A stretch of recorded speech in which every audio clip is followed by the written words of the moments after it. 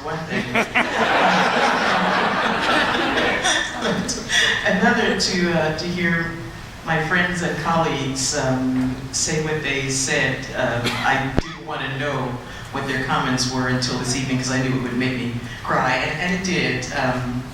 I got pulled towards radio at a very young age, just listening to stories. I was old enough to have caught the tail end of real storytelling on radio, that is, radio plays and dramas and poetry, and I thought, I want to do that when I grew up, and that era passed by the time I did grow up.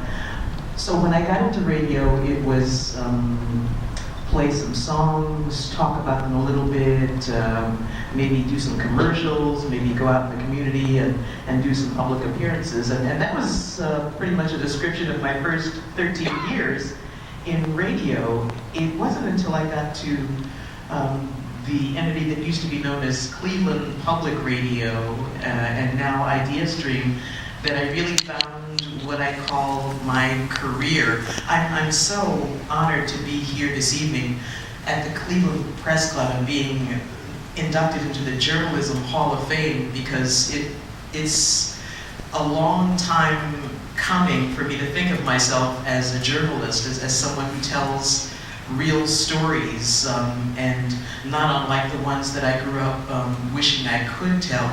Every day I get to explore people's lives, to ask them questions about who they are, how they became what they are, why they do what they do, where we can see the work that they do, and talk about how it affects us. And it just gives me so much pleasure to be able to share that with people. And sitting at the table is Dave Kanzig, who you saw in the video, and he was one of the team of people who took a chance on me stepping from commercial radio into public radio, because the very first day I was on, it could have given him pause, because my last job before that was being the nighttime I Love You DJ. So my first traffic report I was on in the early morning hours was something like, "Hi, the traffic on 77 is leaking." We got a lot of phone calls. So thank you, Dave, for continuing to take a chance on a commercial broadcaster who mended her ways.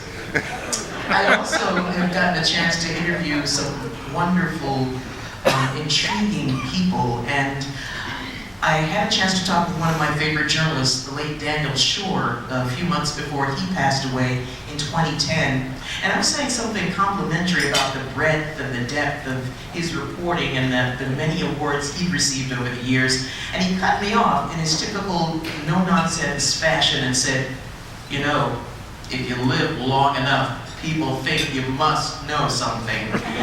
And so I am honored to receive this Hall of Fame award, because it tells me that after 37 years in broadcasting, people think I must know something too. I'm also happy to say that I've learned a lot about telling stories, especially in the last 24 years at ideastream, and a lot of my teachers are right here in this room, reporters whose stories that I've read in print and that they make me want to dig deeper and find out more about subjects. Photographers who taught me the beauty and poetry of no words at all.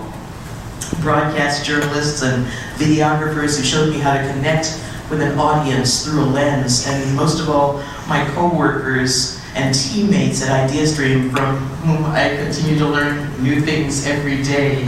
Thank you, Dave and Dan and Dennis and Stacy and Joyce and Dave and Mark and David C. I love them all, and I love my job. It's great to be able to say that. My beat is arts and culture, but through that lens, I try and get at the ultimate story that I think every journalist wants to crack, and that's, why are we here, and what does it all mean? And the award tells me that I'm at least asking the right questions, and that the search for answers continues. So thank you all.